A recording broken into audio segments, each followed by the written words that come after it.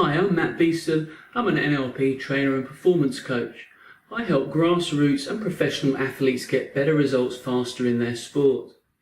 In this video, you will create a blueprint and a plan of action for all aspects of your training and competition. This ensures that you get the greatest benefit from your training and matches. Okay, here are some questions you can ask yourself before training. Number 1. What skills or tactics do I want to practice during training? Number 2. What will be the evidence or measures of my success?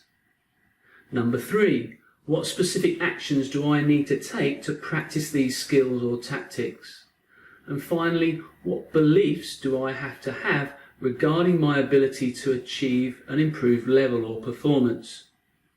Moving on. What aspects of the mental game do I want to work on in training? For example, do I want to work on my beliefs, self-confidence, resilience, concentration, or positive self-talk? What will be the physical measures of my success? When training, you can start to calculate things like times or reps to better measure your performance at each session. And how will I reward myself for my success? By rewarding yourself, you are celebrating your improvements, and in this way, you will be motivated to do it next time. After training, what's going to be your action plan to take forward between training and the actual event? This question gets you to think about what you have been focusing on in the week before competition, and then embodying those behaviours and skills in the sporting arena and competition. As a pro tennis player, it might have been as simple as improving your service percentage. You might want to write these down, so stop the video now and be clear about what you want to achieve. Let's now talk a little bit about leading up to the competition or match, pre-competition. These are the sort of key moments before a match, maybe a few hours or the morning before an afternoon game. How can I plan my time purposely leading up to the match? What relaxation techniques will I be using? What can I do to keep myself occupied and focused? What do I need to know about my opponents? Logistics, do I need to know about travel arrangements, the venue, or anything that could distract me?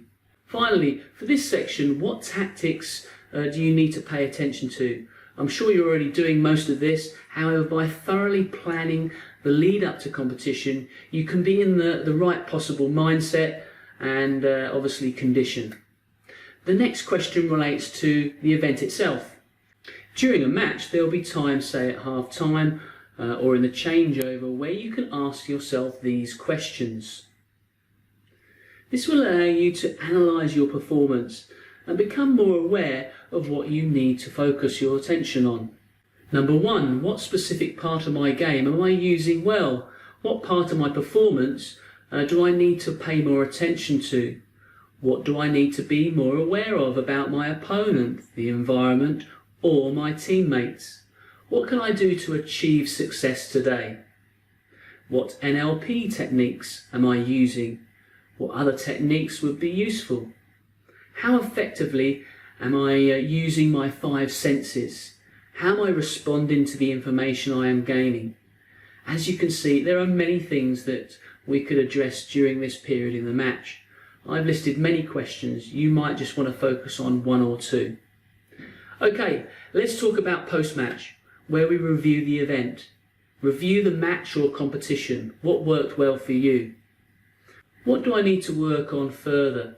Specific parts of the performance perhaps. Do I need to re-visualise or lock in? Or develop anchors for? What setbacks did I overcome? And how can I use them to work for me in the next match? What did I learn about myself that I didn't know already? What do I need to remember about my opponent, environment, the next time I play? What can I do to improve my level of success next time? How will I measure the improved levels of success? As you can see, you can break down your sporting journey into different phases. Each phase is evaluated and analysed so we can move through in ease through the phases. I suggest having a notebook with you at all times and having these questions so you can create a continued action plan. The last phase is actually about planning the next competition or training. So, number one, what do you want to work on and train? How will you measure your success? Who else do I need to be involved in this? What's on my action steps between now and training?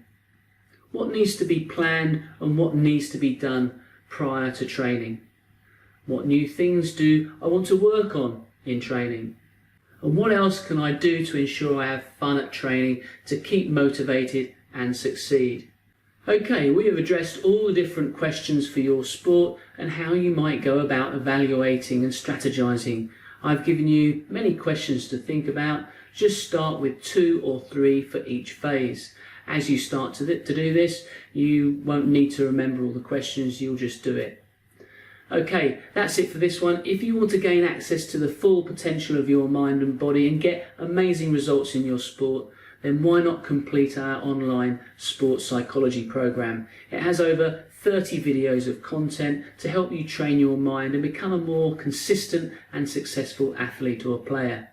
Click the link in the description to take you to this unique program. Also, you can check out our other videos on NLP and sports psychology on this channel, Peak Performance 360. Okay, bye for now. You'll see me in the next.